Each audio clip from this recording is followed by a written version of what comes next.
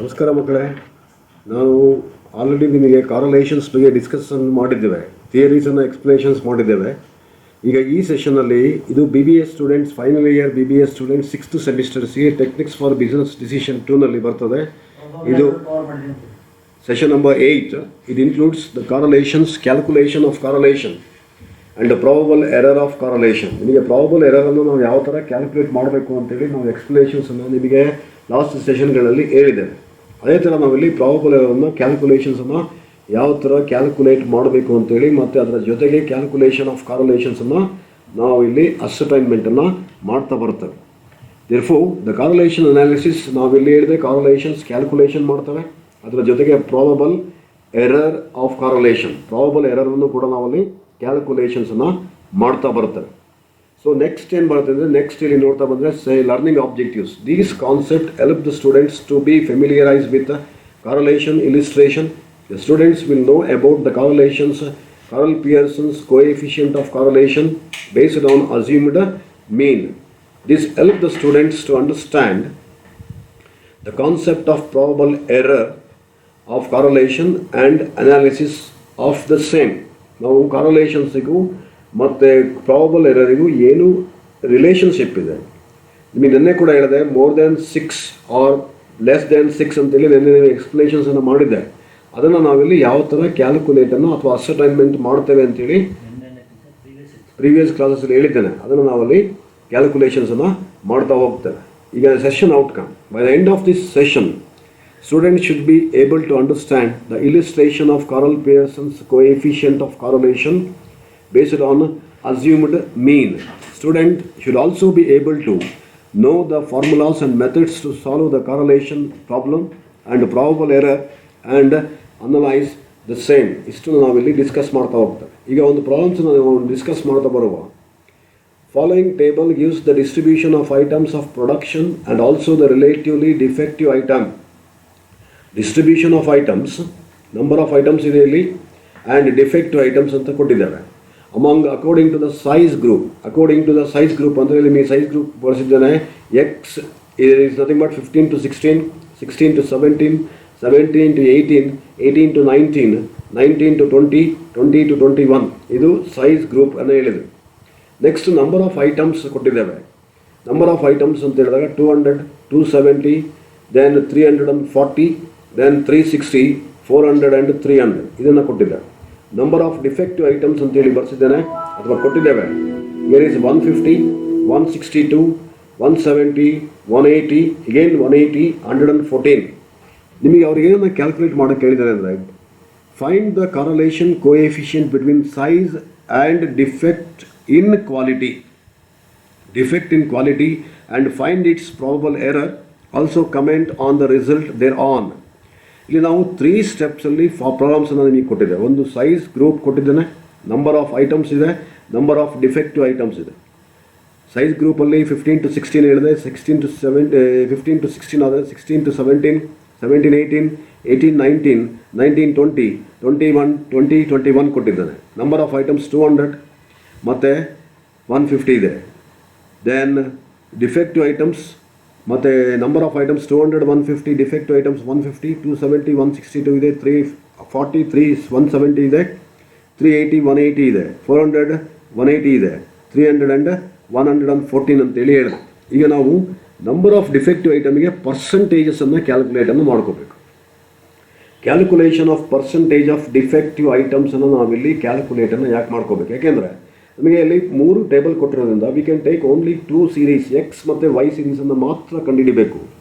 ಆ ಎಕ್ಸ್ ಮತ್ತು ವೈ ಸೀರೀಸನ್ನು ಕಂಡುಹಿಡಿಬೇಕಾದ್ರೆ ನಾವಿಲ್ಲಿ ಪರ್ಸಂಟೇಜ್ ಆಫ್ ಡಿಫೆಕ್ಟಿವ್ ಐಟಮ್ಸನ್ನು ಕ್ಯಾಲ್ಕುಲೇಟನ್ನು ಮಾಡ್ಕೋಬೇಕು. ಯಾಕೆಂದರೆ ನಂಬರ್ ಆಫ್ ದ ಐಟಮ್ಸ್ ಕೊಟ್ಟಿದ್ದಾರೆ, ಅದರ ಜೊತೆಗೆ ನಂಬರ್ ಆಫ್ ಡಿಫೆಕ್ಟಿವ್ ಐಟಮ್ಸನ್ನು ಕೊಟ್ಟಿದ್ದಾರೆ. ಅದಕ್ಕೋಸ್ಕರ ನಾವೀಗ ಪರ್ಸಂಟೇಜ್ಗೆ ಅದನ್ನು ಏನು ಮಾಡ್ತೇವೆ, ಕನ್ವರ್ಷನನ್ನು ಮಾಡ್ತಾ ಹೋಗ್ತೇವೆ. In the above problem we need to find the relationship between size group and defect in quality of production. Size group and defect in qualities of production. Size group is already given in the problem. ನಾನು already ಹೇಳಿದೆ, ನಿಮ್ಮ problem ನೋಡಿದ್ರೆ ಗೊತ್ತಾಗುತ್ತೆ. Size ಗ್ರೂಪನ್ನು 15, 16, 16, 17, 17, 18, 18, 19, 19, 20, 20, 21 ಇದು size group ಆಯಿತು. Then defective items ಮತ್ತು number of items ಇಲ್ಲಿ 2 ಇದೆ ಅಂತ ಹೇಳಿದಾಗ ದ ಪರ್ಸೆಂಟೇಜ್ ಆಫ್ ಡಿಫೆಕ್ಟಿವ್ ಐಟಮ್ಸನ್ನು ನಾವೀಗ ಅಸರ್ಟೈನ್ಮೆಂಟನ್ನು ಮಾಡಬೇಕು. ಆ ಪರ್ಸೆಂಟೇಜ್ ಆಫ್ ಡಿಫೆಕ್ಟಿವ್ ಐಟಮ್ಸನ್ನು ಪರ್ಸೆಂಟೇಜಸನ್ನು ಕ್ಯಾಲ್ಕುಲೇಟ್ ಮಾಡಬೇಕಾದ್ರೆ ಈಗ ನೋಡಿ, size group is already given in the problem, but the percentage of defective item based on the number of items producers as to be computed ಅಂತೇಳಿ ಹೇಳಿದೆ. ಅಂತ ಹೇಳಿದ್ರೆ ನಾವು ಡಿಫೆಕ್ಟಿವ್ ಐಟಮ್ಸ್ ನಾವು ಎಷ್ಟು ಪ್ರೊಡಕ್ಷನ್ಸನ್ನು ಮಾಡಿದೆ ಅಥವಾ ಎಷ್ಟು ಐಟಮ್ಸನ್ನು ಪ್ರೊಡ್ಯೂಸ್ ಮಾಡಿದೆ ಅಥವಾ ನಂಬರ್ ಆಫ್ ಐಟಮ್ಸ್ ಎಷ್ಟಿದೆ, ಆ ನಂಬರ್ ಆಫ್ ಐಟಮ್ಸ್ಗೆ ಅಲ್ಲಿ ಎಷ್ಟು ಡಿಫೆಕ್ಟಿವ್ ಐಟಮ್ಸ್ ಇದೆ ಅದನ್ನು ನಂಬರ್ಸಲ್ಲಿ ಕೊಟ್ಟಿದ್ದಾನೆ. ಅದಕ್ಕೆ ನಾವೇನು ಮಾಡಬೇಕು, ಈಗ ಪರ್ಸಂಟೇಜಸ್ನ ಕ್ಯಾಲ್ಕುಲೇಟ್ ಮಾಡಬೇಕು. Calculation of percentage of defective ಐಟಮ್ಸನ್ನು ಫಸ್ಟ್ ಮಾಡಬೇಕು. The producers to be computed on the number of items produced as to be computed ಅಂತ ಹೇಳಿದೆ. The calculation is as follows ಅಂದರೆ number of percentage of defective items equals number of defective items divided by number of items multiplied into 100. ಈ ಫಾರ್ಮುಲಾಸನ್ನು apply ಮಾಡಬೇಕು. ಪರ್ಸಂಟೇಜಸನ್ನು calculate ಮಾಡಬೇಕಾದ್ರೆ number of defective items ಬರ್ತದೆ, divide by number of items ಬರ್ತದೆ, multiplied into 100 ಅಂತೇಳಿ ಹೇಳಿದೆ. ಈಗ ನಾವು ಫಾರ್ಮುಲಾಸನ್ನು ಇನ್ಸಿಸ್ಟ್ ಮಾಡ್ತಾ ಹೋಗ್ಬೇಕು. ಫಾರ್ಮುಲಾಸನ್ನು ನೋಡ್ತಾ ಬಂದಾಗ ಈಗ ಆಲ್ರೆಡಿ ಹೇಳಿದೆ, ನಂಬರ್ ಆಫ್ ಐಟಮ್ಸ್ ಇದೆ ಇಲ್ಲಿ, then number of defective items ಇದೆ. ನಂಬರ್ ಆಫ್ ಐಟಮ್ಸ್ ನಿಮಗೆ ಟೇಬಲಲ್ಲಿ ಪ್ರಾಬ್ಲಮ್ನಲ್ಲಿ ಆಲ್ರೆಡಿ ಕೊಟ್ಟಿದ್ದೇವೆ. 200, 270, 340, 360, 400 ಆ್ಯಂಡ್ 300 ಇದೆ. ನಂಬರ್ ಆಫ್ ಡಿಫೆಕ್ಟಿವ್ ಐಟಮ್ಸ್ ಅಂತೇಳಿ ಮತ್ತೆ ಬರ್ತಿದ್ದಾನೆ. 150, 162, 170, 180, again 180, 114.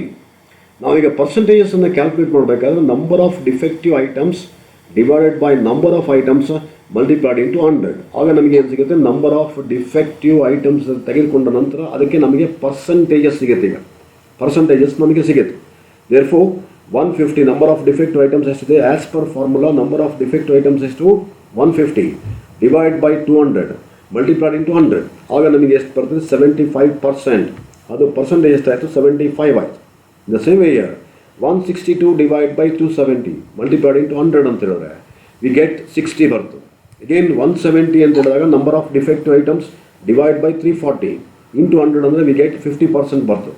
Again 180 divide by 360 180 divide by 360 ಅಂದಾಗ ಅಗೇನ್ ಮಲ್ಟಿಪ್ಲೈಡ್ ಇಂಟು 100. ಅದಕ್ಕೆ ಇಲ್ಲಿ ಎಲ್ಲದಕ್ಕೂ ಕೂಡ 100 ಯಾಕೆ ಬರ್ತಿದ್ದೇನೆ ಅಂತ ಹೇಳಿದ್ರೆ, ಯಾವತ್ತೂ ಕೂಡ ಯಾವುದೇ ಐಟಮ್ಸನ್ನು ಅಥವಾ ಯಾವುದೇ ಪ್ರಾಬ್ಲಮನ್ನು ಮಾಡಬೇಕಾದ್ರೆ ಪರ್ಸೆಂಟೇಜ್ ಅಂತ ಇದ್ದಾಗ ಅದನ್ನು ಏನು ಮಾಡಬೇಕು, ಮಲ್ಟಿಪ್ಲೈಡ್ ಇಂಟು 100ಗೆ ತೆಗೆದುಕೊಳ್ಬೇಕು. ಮಲ್ಟಿಪ್ಲೈಡ್ ಇಂಟು 100 75 ಇದೆ ಫಸ್ಟ್ ಸ್ಟೆಪ್ಪಲ್ಲಿ, ಸೆಕೆಂಡ್ ಸ್ಟೆಪ್ಪಲ್ಲಿ 60 ಬರ್ತದೆ, ಥರ್ಡ್ ಸ್ಟೆಪ್ಪಲ್ಲಿ 50 ಬರ್ತದೆ, ಫೋರ್ತ್ ಸ್ಟೆಪ್ಪಲ್ಲಿ ಅಗೈನ್ 180 ಡಿವೈಡ್ ಬೈ 360 ಅಂದರೆ 50 ಬರ್ತದೆ. Then 180 divide by 400 into 100 then we get 45 ಬರ್ತದೆ. 114 ಡಿವೈಡ್ ಬೈ 300 ಮಲ್ಟಿಪ್ಲೈಡ್ ಇಂಟು 100 ಆಗ ನಮಗೆ ಏನು ಸಿಗುತ್ತೆ ಅಂದರೆ 38 ಬರ್ತದೆ. ಈ ಥರ ನಾವು defective items percentage of defective ಐಟಮ್ಸನ್ನು ನಾವಿಲ್ಲಿ ಅಸರ್ಟೈನ್ಮೆಂಟ್ ಮಾಡ್ಕೊಂಡಿದ್ದಾಯಿತು. ಇದರ ನಂತರ ನಾವು ಇದನ್ನು ಈ ಎಲ್ಲ ವ್ಯಾಲ್ಯೂಸನ್ನು ಟೇಬಲ್ ಮುಖಾಂತರ ಕಾರಲೇಷನ್ಸನ್ನು ಕ್ಯಾಲ್ಕುಲೇಟ್ ಮಾಡಲಿಕ್ಕೆ ಮತ್ತು ಪ್ರಾಬಬಲ್ ಎರರನ್ನು ಕ್ಯಾಲ್ಕುಲೇಟ್ ಮಾಡಲಿಕ್ಕೆ ನಾವೇನು ಮಾಡ್ತೇವೆ ಅಂದರೆ ಆ ಟೇಬಲಿಗೆ ನಾವು ತೆಗೆದುಕೊಳ್ತಾ ಹೋಗಬೇಕು. ಈಗ ಟೇಬಲ್ ಹಾಕಿದೆ ನೋಡಿ, ಟೇಬಲನ್ನು ನೋಡ್ತಾ ಬಂದರೆ ಈಗ ಕಾಂಪಿಟೇಷನ್ ಆಫ್ ಕೋಎಫಿಷಿಯಂಟ್ ಆಫ್ ಕಾರಲೇಷನ್ಸ್ ಮಾಡಬೇಕಾದ್ರೆ ನಿಮ್ಮ ಇನ್ಫಾರ್ಮೇಷನ್ಸ್ ಪ್ರಕಾರ ಕಾಂಪಿಟೇಷನ್ಸ್ ಮಾಡ್ತಾ ಇದ್ದೇವೆ ಅಂತ ಹೇಳಿದ್ರೆ ನಾವು ಫಸ್ಟ್ ಏನು ಮಾಡಬೇಕು, let size group to be treated as variable x ಅಂತ ಟ್ರೀಟ್ ಮಾಡ್ತಾರೆ. ಈಗ ನಿಮಗೆ ಪ್ರಾಬ್ಲಮ್ನಲ್ಲಿ ಹೇಳಿದೆ 15 to 16, 16 to 17, 17 to 18, 18 to 19 ಅಂದರೆ ಅದು ಎಕ್ಸ್ ವ್ಯಾಲ್ಯೂಸ್ ಆಗುತ್ತೆ. And percentage of defect items to be y value. ಅಂದರೆ ಈಗ ತಾನೇ ಮೇಲ್ಗಡೆ ನಿಮಗೆ ಮೇಲ್ಗಡೆ ಸ್ಟೆಪ್ಸಲ್ಲಿ ಹೇಳಿದ್ದೇನೆ. ಇದನ್ನು ನಾವೇನು ಕರಿತೇವೆ ಅಂದರೆ defective item percentage of defective items ಅಂತ ಏನು ಹೇಳಿದೆ, ಈ ಫಿಗರ್ಸನ್ನು ಏನು ಕರಿತೇವೆ ಅಂದರೆ ವೈ ವ್ಯಾಲ್ಯೂಸ್ ಅಂತ ಟ್ರೀಟ್ ಮಾಡ್ತಾರೆ. Under assumed mean method any one value of x and y can be assumed as a mean for the calculation of dx and dy respectively. Already ಹೇಳಿದ್ದೇನೆ, dx ಅನ್ನು ಕ್ಯಾಲ್ಕುಲೇಟ್ ಮಾಡಬೇಕಾದ್ರೆ x minus a assumed mean ಅನ್ನು ತೆಗೆದುಕೊಂಡಬೇಕಾದ್ರೆ x minus a equals dx. Again y minus a equals dy ನಮಗೆ ಸಿಗ್ತದೆ. ಈಗ ನಾವು ಈ ಪ್ರಾಬ್ಲಮ್ನ ಪ್ರಕಾರ in this problem let us assume mean is in case of x ಸೀರೀಸಲ್ಲಿ 18.5 ಬರ್ತದೆ. 18.5 ಬರುತ್ತೆ. ಹೇಗೆ ಬರುತ್ತೆ ಅಂತೇಳಿ ನೆಕ್ಸ್ಟ್ ಟೇಬಲನ್ನು ಮಾಡ್ತಾನೆ ನಿಮಗೆ ಹೇಳ್ತದೆ. And in case of y as a 50 ತೆಗೆದುಕೊಂಡಿದ್ದೇವೆ ಅಂದರೆ ಇದು ಕೂಡ ಟೇಬಲಲ್ಲಿ ಗೊತ್ತಿದೆ, ಟೇಬಲಲ್ಲಿ ಬರ್ತದೆ, ಅಲ್ಲಿ ನಿಮಗೆ ಮತ್ತೆ ಇನ್ನೊಮ್ಮೆ ಹೇಳ್ತಾ ಬರ್ತದೆ. In this problem let us assume that mean of x as 18.5 and y as 50 ಅಂತೇಳಿ ಹೇಳಿದೆ ನಾನು. ದೇರ್ಫೋರ್ ಈಗ ನಾವು ಇನ್ಫಾರ್ಮೇಷನ್ಸ್ ಪ್ರಕಾರ ನೆಕ್ಸ್ಟ್ ಸ್ಲೈಡ್ಸ್ ನೋಡ್ತಾ ಬಂದ್ವಿ. ನೆಕ್ಸ್ಟ್ ಸ್ಲೈಡ್ಸಲ್ಲಿ ಸೈಜ್ ಗ್ರೂಪ್ ಅಂತೇಳಿ ಹೇಳಿದೆ. ಸೈಜ್ ಗ್ರೂಪ್ ಅಂತ ಹೇಳಿದಾಗ 15 to 16, 16 to 17, 17 to 18, 18 to 19, 19 to 20, 20, 21. ಇದಕ್ಕೆ ಏನು ಮಾಡಬೇಕು ಅಂದರೆ ನಾವು size group it must be in a continuous ಸೀರೀಸಲ್ಲಿದೆ. ಕಂಟಿನ್ಯೂಯಸ್ ಸೀರೀಸಲ್ಲಿ ಇದ್ದಾಗ ಇದನ್ನು ಏನು ಮಾಡಬೇಕು, ನಾವು ಅದಕ್ಕೆ ಮಿಡ್ ಪಾಯಿಂಟನ್ನು ಕಂಡುಹಿಡ್ಕೋಬೇಕು. ಮಿಡ್ ವ್ಯಾಲ್ಯೂಸನ್ನು ಅಥವಾ ಮಿಡ್ ಪಾಯಿಂಟನ್ನು ಕಂಡುಹಿಡ್ಕೋಬೇಕು. ಈಗ 15 and 16 ಡಿಫ್ರೆನ್ಸ್ ಎಷ್ಟಿದೆ ಅಂದರೆ 1 ಡಿಫ್ರೆನ್ಸ್ ಬರ್ತದೆ.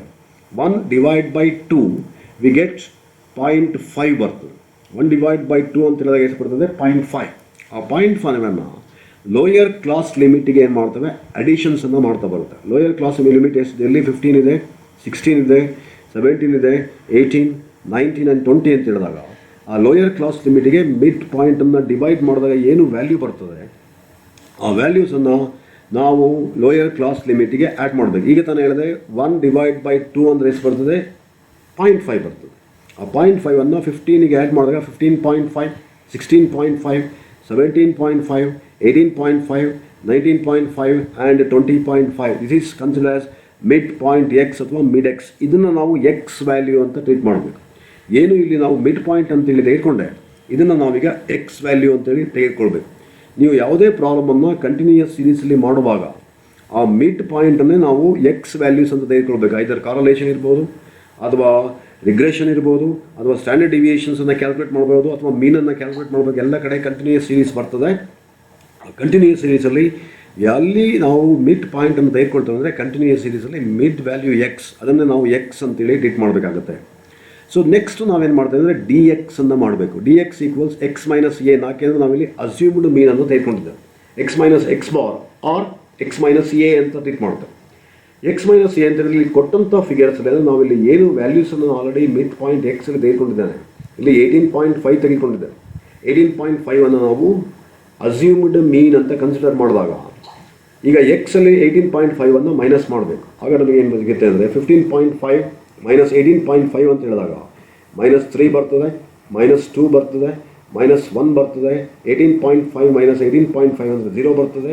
ಅಗೇನ್ 19.5 ಮೈನಸ್ 18.5 ಅಂದರೆ +1, ಅಗೇನ್ +2, 20.5 ಮೈನಸ್ 18.5 ಅಂದಾಗ 2 ಬರ್ತದೆ.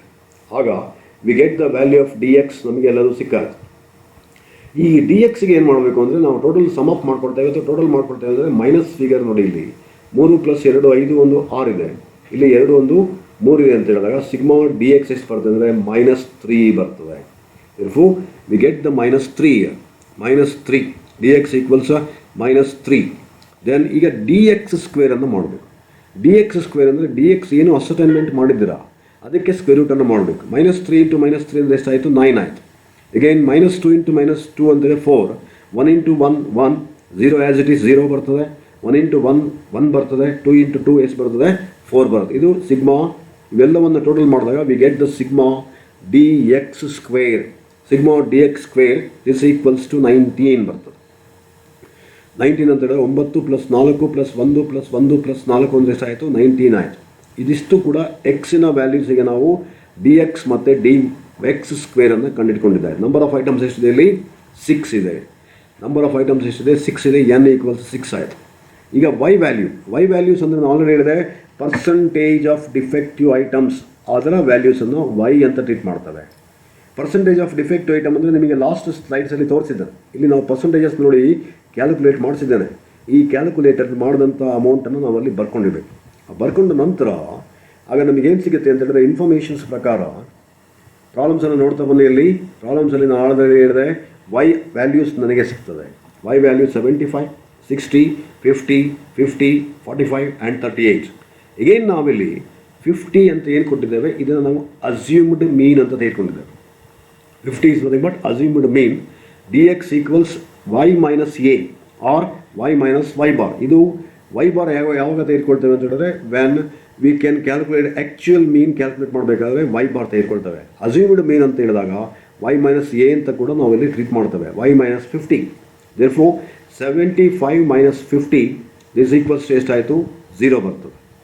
again 60 minus 50 ಅಂದರೆ ಎಷ್ಟಾಗುತ್ತೆ, again we are getting 10 ಬರ್ತದೆ. again 50 minus 50 ಅಂದರೆ 0 ಬರ್ತದೆ. again 50 minus 50 ಅಂದರೆ 0 ಬರ್ತದೆ. 45 minus 50 ಅಂದರೆ -5 ಬರ್ತದೆ. 38 minus 50 ಅಂದರೆ -12 ಬರ್ತದೆ. ಆಗ ಇಲ್ಲಿ ಪ್ಲಸ್ ಫಿಗರ್ 25 ಪ್ಲಸ್ 10 ಇದೆ, ಮೈನಸ್ ಫಿಗರ್ 12 ಪ್ಲಸ್ 5 ಇದೆ ಅಂದರೆ 79. 25 ಪ್ಲಸ್ 10 ಅಂದರೆ 35 ಮೈನಸ್ 17 ಅಂದರೆ ವಿ ಗೆಟ್ ದ ಪ್ಲಸ್ 18. ಇಲ್ಲಿ ಏನು ಬರ್ತದೆ ಅಂದರೆ ಪ್ಲಸ್ 18 ಬರುತ್ತೆ. ಹೀಗೆ ಬಂತು, ಅರ್ಥ ಆಯ್ತು. ನೆಕ್ಸ್ಟ್ ಈಗ ನಾವು dy ಸ್ಕ್ವೇರನ್ನು ಅಸೈನ್ಮೆಂಟನ್ನು ಮಾಡಬೇಕು. dy ಸ್ಕ್ವೇರ್ ಅಂತ ಹೇಳಿದಾಗ dx ಏನಿದೆ ಅದಕ್ಕೆ ನಾವು ಸ್ಕ್ವೇರ್ ರೂಟ್ ಮಾಡ್ತೇವೆ. 25 into 25 625 and 10 into 10 100. Then zeros ಬರುತ್ತೆ ಇಲ್ಲಿ. 5 ಇಂಟು 5 25 ಅಂದರೆ ಮೈನಸ್ 5 ಇಂಟು ಮೈನಸ್ 5 ಹಾಗೆ ಎಷ್ಟು ಬರ್ತದೆ 25. ಮೈನಸ್ ಇಂಟು ಮೈನಸ್ ಏನಾಗುತ್ತೆ ಪ್ಲಸ್ ಆಯಿತು. ಮೈನಸ್ 12 ಇಂಟು ಮೈನಸ್ 12 ಅಂದರೆ 144. ಅಗೇನ್ ಮೈನಸ್ ಇಂಟು ಮೈನಸ್ ಏನಾಯಿತು ಪ್ಲಸ್ ಆಗುತ್ತೆ 144 ಆಯಿತು. Therefore sigma dy square 894 sigma dy square ಆಯಿತು.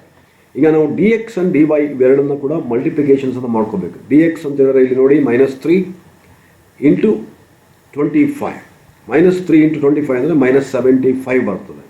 -2 ಇಂಟು 10 ಅಂದರೆ -20 ಬರ್ತದೆ. ಬಾಕಿ ಎರಡು ಝೀರೋಸ್ ಬರ್ತದೆ.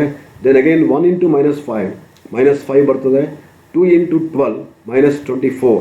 2 ಅಂತ ಹೇಳಿದ್ರೆ ಪಾಸಿಟಿವ್ ಇದೆ, ಇದು ಮೈನಸ್ ಇದೆ ಅಂದಾಗ -24 ಬರ್ತದೆ. ಆಗ ಇವೆಲ್ಲದೂ ಕೂಡ ನೋಡ್ತಾ ಬಂದರೆ ಎಲ್ಲದೂ ಕೂಡ ಮೈನಸ್ ಫಿಗರ್ ಇದೆ. ಮೈನಸ್ ಫಿಗರ್ ಇರೋದ್ರಿಂದ ನಾವೇನು ಮಾಡ್ತೇವೆ ಅಂದರೆ sigma dx dy is equals to -124. 124 ಹೇಗೆ ಅಂದರೆ 75 plus 20 plus 5 minus 24 is equals to -124 ನಮಗೆ ಸಿಗ್ತದೆ. ಆ 124 ಸಿಕ್ಕ ನಂತರ ಈಗ ನಾವು ಕ್ಯಾಲ್ಕುಲೇಷನ್ಸನ್ನು ಮಾಡಬೇಕು. Depend upon or based on assumed mean. Takes the assumed mean of x and y series ಅಂತ ಹೇಳಿದೆ ನಾನು. Take the deviation of x series from the assumed mean and denote as dx and obtain sigma dx. Take the deviations of y series from assumed mean and denote it as dy and obtain sigma dy ಮಾಡ್ತಾರೆ. ಆನಂತರ square ಮಾಡಬೇಕು. dx ಮತ್ತು dyಗೆ ಏನು ಮಾಡಬೇಕು ನಾವು square ಮಾಡಬೇಕು. Then obtain dx square ಬರ್ತದೆ, ಅದೇ ಥರ dy ಸ್ಕ್ವೇರ್ ಬರ್ತದೆ. ಅವರ ಟೋಟಲ್ ಮಾಡಿಕೊಂಡಾಗ sigma dx square as well as sigma dy square ನಮಗೆ ಸಿಗ್ತದೆ. ಮಲ್ಟಿಪ್ಲೈ dx ಇಂಟು dy ಆಗ ನಮಗೆ ಏನು ಸಿಗುತ್ತೆ ಸಿಗ್ಮಾ dx dy. ನಿಮಗೆ ಟೇಬಲಲ್ಲಿ ತೋರಿಸಿದ್ದೀನಿ ನೋಡಿ, ಇಲ್ಲಿ ಸಿಗ್ಮಾ dx dy ಅಂದರೆ ಇದು ಲಾಸ್ಟ್ ಟೇಬಲಲ್ಲಿ ಲಾಸ್ಟ್ ಕಾಲಮಲ್ಲಿ ಏನು ಬರ್ಸಿದ್ದಾನೆ ಇದನ್ನು ನಾವು ನೋಡ್ತಾ ಬಂದರೆ ಗೊತ್ತಾಗುತ್ತೆ. ಅದನ್ನು ನಾನು ಇಲ್ಲಿ ಎಕ್ಸ್ಪ್ಲೇನ್ ಹೇಳಿದೆ. Then substitute the obtained answer to the correlation through assumed mean formula. ಈಗ ನಾವು ಇದಕ್ಕೆ ಏನು ಮಾಡಬೇಕು, ಪ್ರಾಬ್ಲಮ್ಸ್ಗೆ ಫಾರ್ಮುಲಾಸನ್ನು ಹಾಕಬೇಕು. ಫಾರ್ಮುಲಿಗೆ ಅವನ್ನು ಹಾಕಿದಾಗ ಈಗ ನೋಡಿ correlation equals n sigma dx dy minus sigma dx into dy divided by square root of n sigma dx square minus sigma dx whole square multiplied into square root of n sigma dy square minus sigma dy whole square ಅಂತೇಳಿ ಕರೆಯುತ್ತೆ. Therefore correlation equals 6 into -124. sigma dx dy ಎಷ್ಟು ಬಂದಿದೆ -124 ಬಂದಿದೆ. -3 into -3 into 18. ಇಲ್ಲಿ ನಾನು ಹೇಳಿದ dx ಎಷ್ಟು ಬಂದಿದೆ ಅಂತ ತೋರಿಸಿದ ಟೇಬಲಲ್ಲಿ sigma dx equals -3 into 18 then divided by square root of 6 into 19 minus of 3 square. Sigma dy square ಎಷ್ಟಿದೆ 3 ಸ್ಕ್ವೇರ್ ಇದೆ. Again square root of 6 into 894 minus of 18 square ಮಾಡ್ತಾರೆ. 18ಗೆ ಏನು ಮಾಡಬೇಕು ನಾವು ಸ್ಕ್ವೇರ್ ರೂಟನ್ನು ಮಾಡಬೇಕು. Then we are getting here 690 ಅಂದರೆ ಇವೆಲ್ಲವನ್ನು ಸಿಂಪ್ಲಿಫಿಕೇಶನ್ ಮಾಡಿದಾಗ ಎಷ್ಟು ಬರ್ತದೆ 690 ಬರ್ತದೆ. ಡಿವೈಡ್ ಬೈ 114 ಮೈನಸ್ 9 ಅಂದರೆ 3 ಇಂಟು 3 ಏನಾಯಿತು ಸ್ಕ್ವೇರ್ ರೂಟ್ ಬರ್ತದೆ -9 ಅಗೇನ್ ಮಲ್ಟಿಪ್ಲೈಡ್ ಇಂಟು 5364 -324. 18ಗೆ ಸ್ಕ್ವೇರ್ ರೂಟ್ ಮಾಡಿದ್ರೆ ಎಷ್ಟು ಬರ್ತದೆ 324 ಬರ್ತದೆ. ದೇರ್ಫೋರ್ ನೆಕ್ಸ್ಟ್ ಸ್ಟೆಪ್ಪಲ್ಲಿ 690 ಡಿವೈಡ್ ಬೈ 105 ಮಲ್ಟಿಪ್ಲೈಡ್ ಇಂಟು 5040 690 ಇದಕ್ಕೆ ಸ್ಕ್ವೇರ್ ರೂಟನ್ನು ರಿಮೂವ್ ಮಾಡಬೇಕು ನಾವು. 105ಗೆ ಮತ್ತು 5040ಗೆ ನಾವು ಸ್ಕ್ವೇರ್ ರೂಟನ್ನು ರಿಮೂವ್ ಮಾಡಬೇಕು. ರಿಮೂವ್ ಮಾಡಿದಾಗ ನಮಗೇನು ಸಿಗುತ್ತೆ 10.24 ಮಲ್ಟಿಪ್ಲೈಡ್ ಇಂಟು 70.99 ಸಿಗುತ್ತೆ. Then correlation equals 690 divide by 726.93. Then the final correlation's coefficient equals 0.949. Carl Pearson's coefficient of correlation is 0.949 ನಮಗೆ ಸಿಗುತ್ತೆ. ಇದರ ನಂತರ ನೆಕ್ಸ್ಟ್ ನಾವೇನು ಮಾಡಬೇಕು ಅಂದರೆ ಈಗ ಇನ್ಫಾರ್ಮೇಷನ್ಸ್ ಪ್ರಕಾರ ಪ್ರಾಬಬಲ್ ಎರರನ್ನು ಕ್ಯಾಲ್ಕುಲೇಟ್ ಮಾಡಬೇಕು. ನಿಮಗೆ ಲಾಸ್ಟ್ ಸೆಷನಲ್ಲಿ ನಾನು ಹೇಳಿದೆ, ನಿಮಗೆ ಆಲ್ರೆಡಿ ಕೊನೆಯ ಸೆಷನ್ಗಳಲ್ಲಿ ಹೇಳಿದ್ದೇವೆ. Probable error equals the formula ನಿಮಗೆ ಗೊತ್ತಿದೆ, 0.6745 multiplied into 1 minus r square divide by square root of n. Square root of n ಮಾಡಿದಾಗ ನಿಮಗೆ ಆಲ್ರೆಡಿ ಗೊತ್ತಿದೆ ಕಾರ್ರಿಲೇಷನ್ ಕೋಎಫಿಷಿಯಂಟನ್ನು ಈಗ ತಾನೇ ಕ್ಯಾಲ್ಕುಲೇಟ್ ಮಾಡ್ಕೊಂಡಿದ್ದೀರಾ, 0.949. ಇದು higher degree of positive correlation ಅಂತೇಳಿ ಕೇಳುತ್ತೆ. ಯಾವಾಗ 0.9 ಬಂತು ಅಂತ ಹೇಳಿದಾಗ it is nothing but higher degree of positive correlation ಅಂತೇಳಿ ಟ್ರೀಟ್ ಮಾಡ್ತಾರೆ. ನಂಬರ್ ಆಫ್ ಅಬ್ಸರ್ವೇಷನ್ಸ್ ಅಥವಾ ನಂಬರ್ ಆಫ್ ಐಟಮ್ಸ್ ಅಥವಾ number of sizes number of samples ಇದರಲ್ಲಿ 6 ಇದೆ. By substituting the value to the equation, probable error is equals to 0.6745 multiplied into 1 minus 0.949 square divided by square root of 6. ಆಗ ನಾವು probable error equals 0.6745 multiplied into 1 minus ಇಲ್ಲಿ 1 minus 0.900601 ಅಂದರೆ ಇದಕ್ಕೆ ನಾವು square root ಮಾಡಿದೆ 0.949ಗೆ square root ಮಾಡಿದಾಗ ಎಷ್ಟು ಬರ್ತದೆ, 0.900601 ಬರ್ತದೆ. ಡಿವೈಡ್ ಬೈ ಸ್ಕ್ವೇರ್ ರೂಟನ್ನು 6ಗೆ ಸ್ಕ್ವೇರ್ ರೂಟ್ ರಿಮೂವ್ ಮಾಡಿದ್ರೆ 2.449 ಬರ್ತದೆ. Then probable error equals 0.6745 multiplied into 1ನಲ್ಲಿ ನಾವು 0.900601 ಮೈನಸ್ ಮಾಡಿದ್ರೆ 0.99399 ಬರ್ತದೆ. ಡಿವೈಡ್ ಬೈ 2.449 ಬರ್ತದೆ. Then probable error equals 0.6745 multiplied into ಅಂದರೆ ಇದನ್ನು ಡಿವೈಡ್ ಮಾಡ್ಕೋಬೇಕು. ಡಿವೈಡ್ ಮಾಡ್ಕೊಂಡಾಗ ಆನ್ಸರ್ ಎಷ್ಟು ಬರ್ತದೆ ಅಂದರೆ 0.049 ಆಯ್ತು. Then probable error equals 0.0273. ಇದು ಪ್ರಾಬಬಲ್ ಎರರ್. ದೆನ್ ಇದು ಕಾರ್ರಿಲೇಷನ್ಸ್ ಕೋಎಫಿಷಿಯೆಂಟ್ ಎರಡನ್ನೂ ಕೂಡ ನಾವೀಗ ಕಂಡುಹಿಡ್ಕೊಂಡಿದ್ದಾಯ್ತು. ಈಗ ನಾವು ಅನಲೈಸನ್ನು ಮಾಡ್ತಾ ಹೋಗ್ಬೇಕು. ಅನಲೈಸಿಸ್ ಮಾಡಬೇಕಾದ್ರೆ ನಿಮಗೆ ಗೊತ್ತಿದೆ, ಆಲ್ರೆಡಿ ಹೇಳಿದೆ ನಾನು, ಟೇಬಲನ್ನು ನೋಡ್ತಾ ಬಂದಾಗ ಇಂಟರ್ಪ್ರಿಟೇಷನ್ಸ್ ಅಥವಾ ಪ್ರಾಪರ್ಟೀಸ್ ಅಂತ ಕೂಡ ಕರೀತಾರೆ. Properties of correlation, degree and interpretation of correlation is nothing but properties of correlation ಅಂತ ಕೂಡ ಇದನ್ನು ಕರೀತೇವೆ. When R equals +1 ಅಂದರೆ ಪರ್ಫೆಕ್ಟ್ ಪಾಸಿಟಿವ್ ಕಾರ್ರಿಲೇಷನ್ ಅಂತೇಳಿ ಕರೀತಾರೆ. ಅದರ ನಂತರ 0.75 to 1 ಇದ್ದಾಗ ಅದು ಪ್ಲಸ್ ಫಿಗರಲ್ಲಿದ್ದಾಗ higher degree of positive correlation ಅಂತೇಳಿ ಕರೀತಾರೆ. 0.5 to 0.75 ಇದ್ದರೆ moderate degree of positive correlation ಅಂತೇಳಿ ಕರೀತಾರೆ. ದೆನ್ 0 ಇಂದ ಹಿಡಿದು 0.5ವರೆಗೆ ಇದ್ದರೆ ಅದನ್ನು low degree of positive correlation ಅಂತೇಳಿ ಕರೀತಾರೆ. When r equals 0 then no correlation at all. ಯಾವುದೇ ಕಾರ್ರಿಲೇಷನ್ ಅಂದರೆ ಎರಡೂ ಸೀರೀಸಿಗೆ ಏನು ಸಂಬಂಧ ಇಲ್ಲ ಅಂತೇಳಿ ಅರ್ಥ. ಮೈನಸ್ ಫಿಗರ್ ಇದ್ದಾಗ ಈಗ ನೋಡಿ -1 to -0.75 ಅಂದರೆ higher degree of negative correlation. 0.75 to -0.5 ಅಂದರೆ moderate degree of negative correlation. 0.5 to 0 ಇದ್ದಾಗ low degree of negative correlation ಅಂತೇಳಿ ಕರೀತೇವೆ.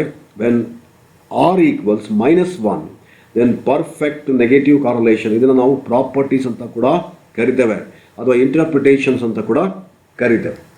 ನೆಕ್ಸ್ಟ್ ಈಗ ಅನಲೈಸ್ ಮಾಡ್ತಾ ಹೋಗ್ಬೇಕು. Correlation coefficient of x and y is 0.949. ಇದನ್ನು ಆಲ್ರೆಡಿ ನಾನು ಕ್ಯಾಲ್ಕುಲೇಟ್ ಮಾಡಿದೆ. Therefore as per properties, as per analysis or as per interpretation, it can be analyzed that there is a higher degree of positive correlation between size of group of production and the percentage of defective items produced. Percentage of defective items produced ಗೆ higher degree of positive correlation ಇದೆ. ಈಗ ನಾವು probable error ಅನ್ನು calculator ಮಾಡ್ಕೊಂಡ್ವಿ. Probable error ಎಷ್ಟು ಬಂದಿದೆ, 0.0273 ಇದೆ ಅಂತ ಹೇಳಿದಾಗ probable error that could occurs in the computation of the correlation is 0.0273. Next ಸ್ಟೆಪ್ಪಲ್ಲಿ ಬೈ ಆ್ಯಡಿಂಗ್ ಆ್ಯಂಡ್ ಸಬ್ಸ್ಟ್ರಾಕ್ಟಿಂಗ್, ನಾವು ಪ್ರಾಬಬಲ್ ಎರರ್ ಅಂತ ಹೇಳಿದಾಗ ನಾವು r equals plus r minus probable error r ಅಂತೇಳಿ ಹೇಳಿದೆ. ನಿಮಗೆ ಲಾಸ್ಟ್ ಸ್ಲೈಡ್ಸಲ್ಲಿ ಅಥವಾ ಲಾಸ್ಟ್ ಕ್ಲಾಸಲ್ಲಿ ಪ್ರಾಬಬಲ್ ಎರರನ್ನು ಡಿಸ್ಕಸ್ ಮಾಡುವಾಗ ಇದನ್ನು ನಿಮಗೆ ಎಕ್ಸ್ಪ್ಲನೇಷನ್ಸ್ ಅನ್ನು ನಾನು ಮಾಡಿದ್ದೇನೆ. ಇದೇನಿರಬೇಕು, ಮೋರ್ ದೆನ್ 6 ಇರಬೇಕು or less than 6. More than 6 ಅಥವಾ ಲೆಸ್ ದೆನ್ 6 ಇದ್ದಾಗ ಅದನ್ನು ನಾವೇನು ಮಾಡ್ತೇವೆ ಅಂತ ಹೇಳಿದಾಗ ಪಾಸಿಟಿವ್ ಅಥವಾ ನೆಗೆಟಿವ್ಸ್ ಅಥವಾ ನೋ ಕಾರ್ರಿಲೇಷನ್ ಅಥವಾ ಸಿಗ್ನಿಫಿಕೆಂಟ್ ಅಂತೇಳಿ ರೀಡ್ ಮಾಡ್ತಾರೆ. The above problems can be calculated as follow. P rho equals R, nothing but correlation plus or minus probable error R. This equals to 0.949 plus or minus 0.0273. 0.0273 ಅಂತ ಹೇಳಿದಾಗ ಈಗ that is correlation coefficient expected to lie in between 0.9763 and 0.9217 ಅಂತ ಹೇಳಿದ್ರೆ 0.949 plus 0.0273 ಬಂದಾಗ ಎಷ್ಟು ಬರ್ತದೆ? 0.9763 ಬರ್ತದೆ. ಅಂದರೆ ಪ್ಲಸ್ ಮಾಡಿಕೊಂಡಾಗ 0.949ಗೆ ಪ್ಲಸ್ ಮಾಡಿಕೊಂಡಾಗ ಏನನ್ನು ಪ್ಲಸ್ ಮಾಡ್ಕೋಬೇಕು? ಪ್ರಾಬಬಲ್ ಎರರನ್ನು ಪ್ಲಸ್ ಮಾಡ್ಕೋಬೇಕು. 0.0273 ಮಾಡಿದಾಗ ಎಷ್ಟು ಬರುತ್ತೆ? 0.9763 ಬರುತ್ತೆ. ಸಪೋಸ್ ಅದನ್ನು ಮೈನಸ್ ಮಾಡಿಕೊಂಡ್ರೆ, ನಾನು ಆಲ್ರೆಡಿ ಹೇಳಿದೆ ಪ್ಲಸ್ ಆರ್ ಮೈನಸ್ ಅಂತ ಹೇಳಿದೆ. 0.0949 ಮೈನಸ್ 0.0273 ಮೈನಸ್ ಮಾಡಿದಾಗ ಏನು ಬರುತ್ತೆ ಅಂದರೆ 0.9217. 0.949 ಮೈನಸ್ 0.0273 ಅಂತ ಹೇಳಿದಾಗ 0.9217. It means the correlation coefficient, that means expected correlation coefficient lies in between 0.9763 and 0.9217 ಅಂತೇಳಿ ನಾವು ಟ್ರೀಟ್ಮೆಂಟನ್ನು ಮಾಡ್ತೇವೆ. Therefore here there is a significant relationship between correlation and probable error, because ಅದು 6ಕ್ಕಿಂತ ಜಾಸ್ತಿ ಇದೆ. ನಿಮಗೆ ಆಲ್ರೆಡಿ ಪ್ರಾಬಬಲ್ ಎರರನ್ನು ಕ್ಯಾಲ್ಕುಲೇಟ್ ಮಾಡಬೇಕಾದ್ರೆ ಹೇಳಿದ್ದೇನೆ, ಮೋರ್ ದೆನ್ 6ಕ್ಕಿಂತ ಜಾಸ್ತಿ ಇತ್ತು ಕಾರ್ರಲೇಷನನ್ನು ಮತ್ತು ಪ್ರಾಬಬಲ್ ಎರರನ್ನು ಕ್ಯಾಲ್ಕುಲೇಟ್ ಮಾಡಿದಾಗ, ಅದು ಮೋರ್ ದೆನ್ 6ಕ್ಕಿಂತ ಜಾಸ್ತಿ ಇತ್ತು ಅಂತ ಹೇಳಿದಾಗ ನಾವೇನು ಮಾಡ್ತೇವೆ ಅಂದರೆ, there is a significant relationship between size of group of production and the percentage of defective items producer, ಅಂದರೆ ಸಿಗ್ನಿಫಿಕೆಂಟ್ ರಿಲೇಷನ್ಶಿಪ್ ಇದೆ ಅಂತೇಳಿ ಅರ್ಥ. ಈ ಥರ ನಾವು ಪ್ರಾಬಬಲ್ ಎರರನ್ನು ಮತ್ತು ಕಾರ್ರಲೇಷನ್ಸ್ ಕೋಎಫಿಷಿಯೆಂಟನ್ನು ಅನಲೈಸ್ ಮಾಡ್ತಾ ಬರ್ತೇವೆ. Okay, thank you one and all.